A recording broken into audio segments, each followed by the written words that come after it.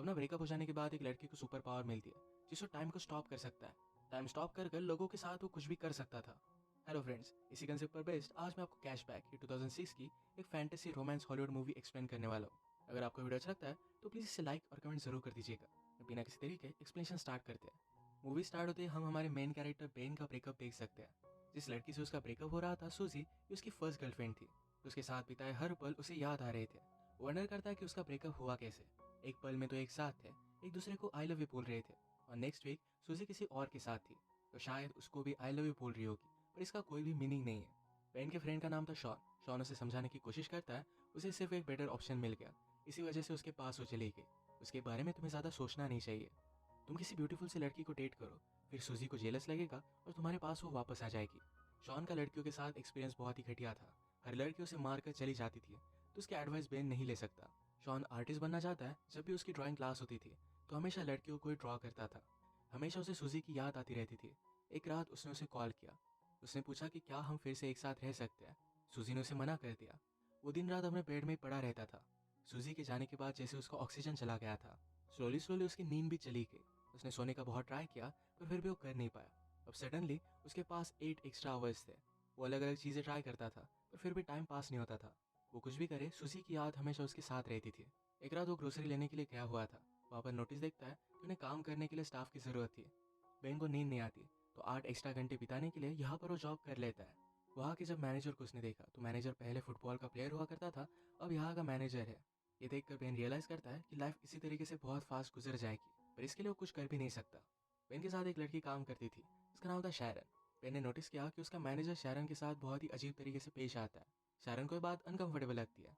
अपना जॉब करते हुए बेन ने हमसे कहा कि यहाँ सुपरमार्केट में टाइम बहुत ही स्लोली जाता है। इसको जरा फास्ट करने के लिए हम एम्प्लॉयज अलग अलग चीजें करते हैं। हर एक की अलग अलग मेथड है। जैसे शैरन कभी भी टाइम नहीं देखती। जब वो बॉस देखती है तो टाइम बहुत ही स्लो गुजरता है। इस वजह से हमेशा उसे कवर अप करके रखती है। यहाँ काम करने वाले उसके और दो फ्रेंड्स हैं, पैरी और मैट। ये हमेशा एक दूसरे के साथ गेम्स खेलते रहते हैं। कभी ये शॉपिंग मॉल में रेस लगाते हैं, तो कभी लड़कियों के सामान में कुछ अलग सी चीजें रख देते हैं। इसी तरीके से हर कोई टाइम पास करता था। पर बेन ने कहा मेरा तरीका कुछ अलग ही है। जब उसका ब्रेकअप हुआ तो उसके लिए टाइम गुजारना बहुत ही हार्ड था, तो एक सुपर पावर उसमें आ गई। ये सुपर पावर थी टाइम को स्टॉप कर पाने की। वो अपनी पावर से सब कुछ स्टॉप कर देता और सारी चीजें घूमने लग जाता। सुपरमार्केट की सारी ब्यूटीफुल लड़कियों को नोटिस करता था। उसे लगता है कि लड़कियों में अलग से ही पावर होती है। वो जब छोटा था तो एक फॉरेन स्टूडेंट उनके घर में रहने के लिए आई हुई थी। वो बहुत ही ब्यूटीफुल थी। वो हमेशा उसे देखता रहता था। बेन जब ये टाइम स्टॉप करता था तो हमेशा लड़कियों की न्यू ड्राइंग करता था। उसने एक नॉवेल में पढ़ा था कि लड़कियों को पेंटर के साथ अफेयर करना अच्छा लगता है, क्योंकि उनकी ब्यूटी जैसी है वैसी वो देख सकते हैं। ऐसे ही बेन ड्राइंग करते हुए अपना टाइम गुजारता था, और जब वो अनपॉज करता तो बहुत सारा टाइम गुजर जाता। अगले दिन बेन से मिलने के लिए उसका फ्रेंड शॉन आया।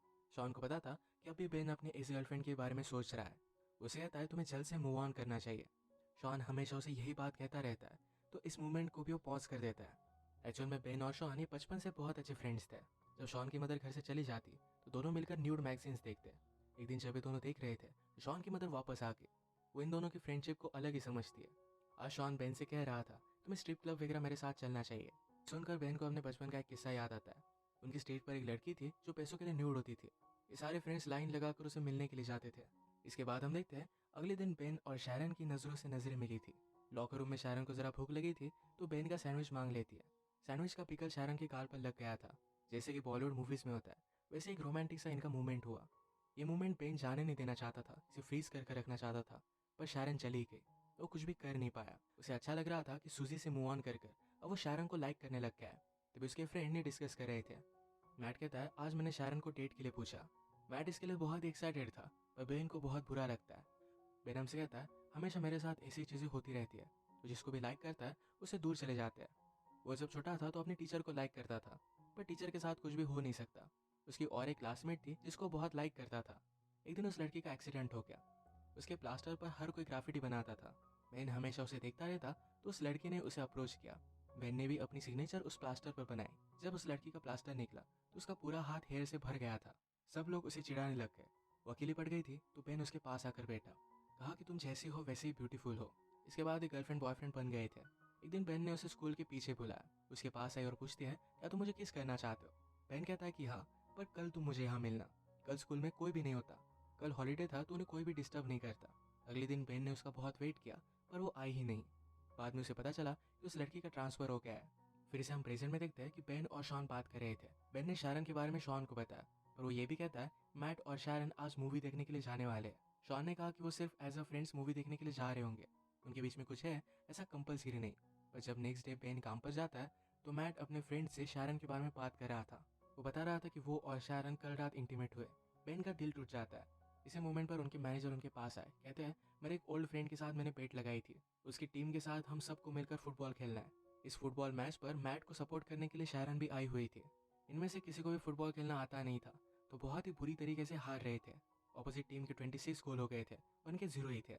बेन को बोर होने लग जाता है, तो टाइम को फिर से उसने स्टॉप कर दिया। बेन हमसे कहता है मुझे हमेशा यहाँ पर बहुत ही ज़्यादा सेफ लगता है, कोई भी उसे डिस्टर्ब नहीं कर सकता। वो कैफेटेरिया में गया तो अचानक से उसे कुछ आवाज़ आई।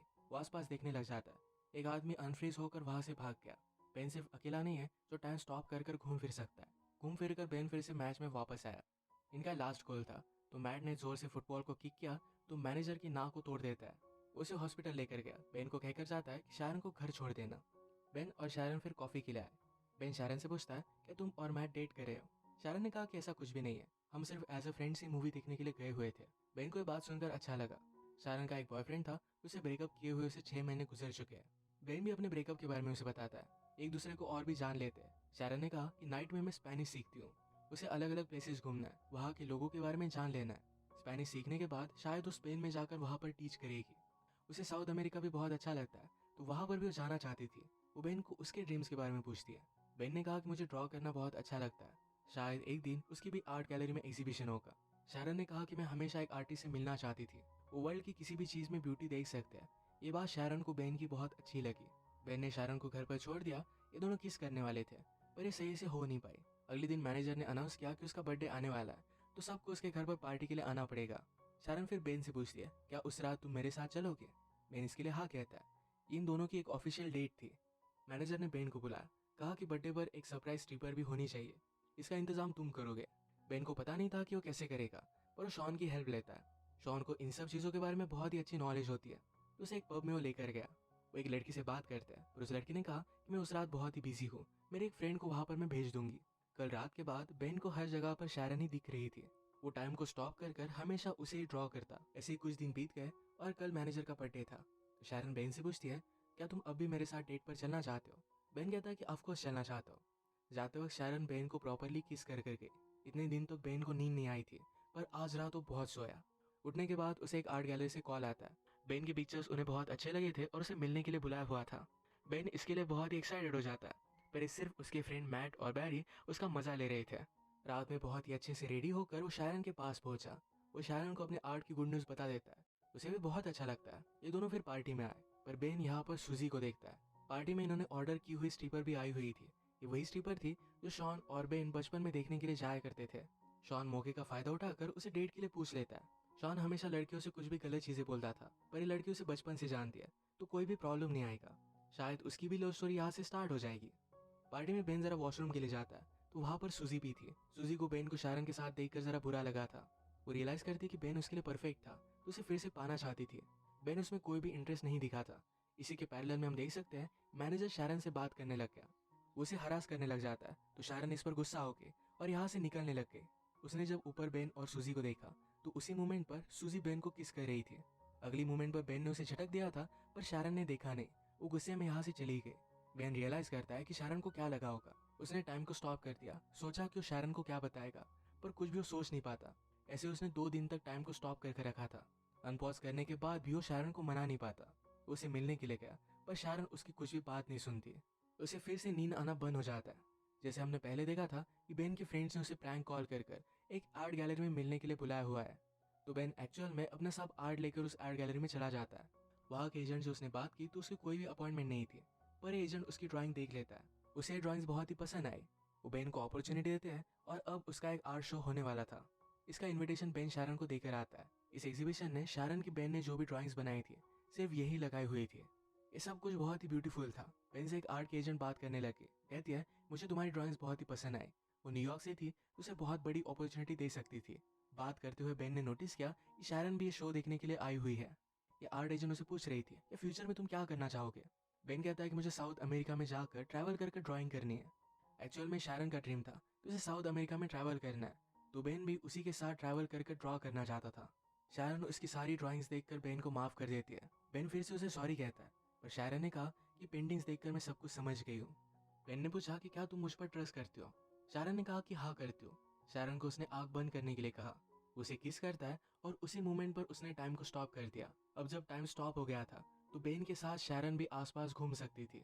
बाहर स्नो गिर रहा था तो शैरन को बेन बाहर लेकर आया। इसी में वो किस करते हैं और इसी के साथ इनकी लव स्टोरी स्टार्ट हुई। बेन हमसे कहता है लाइफ में बहुत सारे मोमेंट्स होते हैं जो ऐसे ही चले जाते हैं, पर अगर आपको लाइफ की ब्यूटी को अप्रिशिएट करना है, किसी के प्यार में पड़ना है,